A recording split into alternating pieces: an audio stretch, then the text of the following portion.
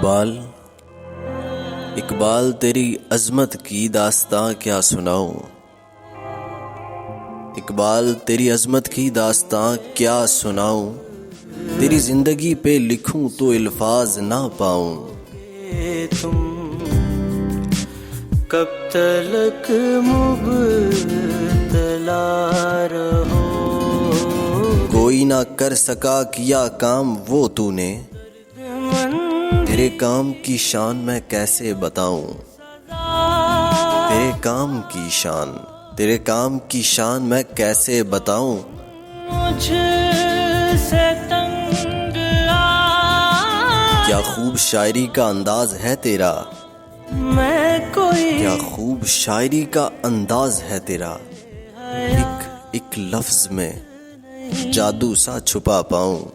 मुझे तख्लीक कायनात बिखरी उम्मत को मिला दिया तूने कैसे। मेरा हर बिखरी उम्मत को मिला दिया तूने कैसे। हाल तेरे एहसान मुसलमान को मैं कैसे बताऊं। तेरे एहसान मुसलमान को मैं कैसे बताऊं।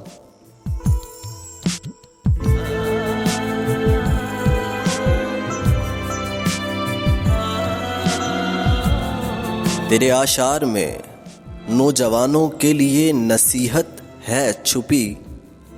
तेरे आशार में नौजवानों के लिए नसीहत है छुपी। काश इस कौम को इन बातों पर चलता हुआ पाऊं। तेरे आशार में नौजवानों के लिए नसीहत है छुपी।